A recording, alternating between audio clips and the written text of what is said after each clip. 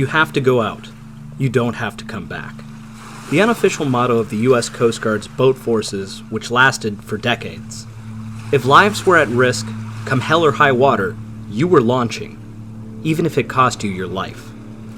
By the turn of the 21st century, that was no longer the main field of thought, but that sort of cavalier attitude remained, to some extent, in the atmosphere of the USCG's boat forces.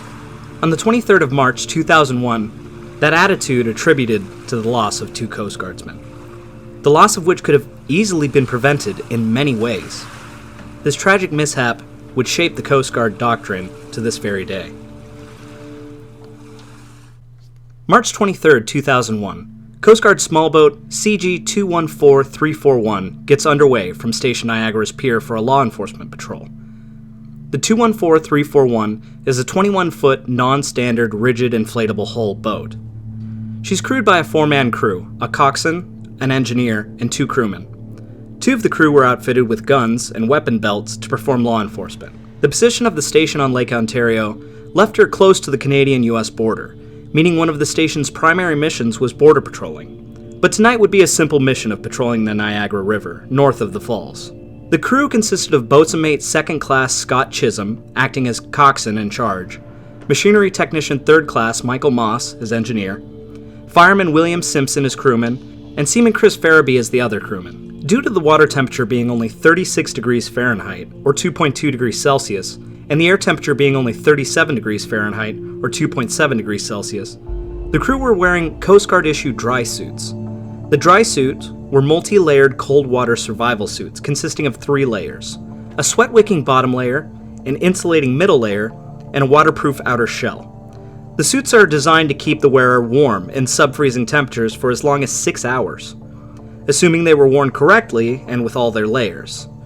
On this trip, one crew member was outfitted with a pyro vest, or SAR vest, short for search and rescue vest. This carried things like signal flares, strobes, whistles, and other signaling implements. At 1941, the vessel got underway with the initial plan of patrolling the river. A northerly wind was blowing at about 10 knots, but inside the river was relatively calm. But the coxswain made the determination to head out of the mouth of the river and north into Lake Ontario almost immediately. The idea was to familiarize a new crew member with this part of the station's AOR, or Area of Responsibility. Out in the open water, the increased wave action was creating 2-foot swells, with the occasional 4-footer. The CG-214341 headed north into the swells for a bit, before turning about and heading back towards the mouth of the river. Sometime before 2000, as the vessel traveled south, the small boat overtook a wave before surfing down the front side of it. It buried the bow into the next wave before rolling and capsizing to starboard. The 4 crew were ejected into the cold waters of Lake Ontario. They were scheduled to make a radio call every half hour. When they failed to answer the station's hailings at 20:01, a search was started for the crew. A multi-agency search on both the water and the air was launched, and was in full swing within 2 hours. But the search was hampered by the fact that it was believed the small boat was on the river, but not the mouth of the river to the north. The crew was finally found at 27 minutes after midnight by the Wilson, New York Fire Department boat. 2 of the survivors were found next to the overturned hull of the 214341, a bit hypothermic but conscious. They were pulled out of the water and immediately were treated for hypothermia. But as the boat sped back, the unconscious bodies of the other 2 crew members were spotted and pulled on board.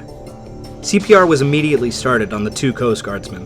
They were worked on through the night, but after 8 hours of unsuccessful attempts to resuscitate them, they were finally declared deceased the next morning.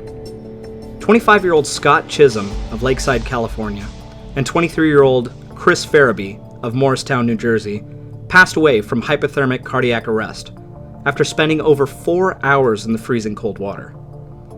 Scott left a wife and 2 children, and Chris left behind a wife and a newborn baby. The subsequent investigation showed a laundry list of issues that led to the mishap, any one of which, if detected beforehand, could have likely prevented or mitigated the mishap. First and foremost being the decision to leave the relatively sheltered river and enter the choppy lake despite the limitations of the non-standard small boat. The coxswain should have known the capabilities of the CG-214341 and avoided the heavy swells. Next was the failure to stick with the float plan set out before getting underway. Had they been in the area specified, they likely would have been found much faster. Then there's the issue of equipment. It was discovered that members were not wearing, or possibly not even issued, all 3 layers of the dry suit system. Others had leaks in their suits, causing them to fail as they filled with cold water, greatly reducing the crew's survival time in the water. Only one coastie was wearing a pyro vest, and the Mark 79 signal kit on the vest was so rusted and poorly maintained that it was found to be completely inoperable, and thus worthless for signaling for help. Had they all had pyro vests with functioning pyro, they would have likely been found much sooner. Finally, the actions of the 2 crewmen found separated were brought into question. Instead of staying near the overturned hull, it's believed they attempted to swim for a nearby buoy. The benefit of sticking with the boat is the increased likelihood of being spotted, the conservation of energy and heat, and the reduced risk of being taken by currents. It's distinctly possible that they had holes in their suits and were trying to use the buoy to egress the water. In doing so, they only hastened their own demise. As the investigation into the mishap concluded in February of 2002, massive changes hit a massively changing Coast Guard. On top of the monumental changes the USCG was already going through due to 9/11, these were forced through to help the boat forces. An increase in funding for all stations' R&S, or Rescue and Survival Departments, budgets was pushed through. This was the department at a station responsible for purchasing and maintaining things like dry suits, pyrovest, life buoys, and so on. Mandatory float plans were expected to be completed and signed by the coxswain before every sortie. Every member, no matter how new, was run through the R&S equipment before getting underway, meaning every piece in the SAR or pyrovest. They were shown where it was and how to use it. Annual wet drills would be performed, meaning everyone was required to enter the water and perform a survival swim, as well as test their equipment whilst in the water. A mandatory list of required equipment was established, and curriculum for training in its usage was created, as well as requirements for its wearing whilst underway. Mandatory maintenance for pyro, as well as a schedule for when to do so, and improved logs for documentation of maintenance was created, as well as an improved documentation to assist in standardizing non-standard vessel operations, and many, many more things. Several changes came out of this, as well as many other mishaps in the Coast Guard's long history, leading to a safer and more efficient Coast Guard.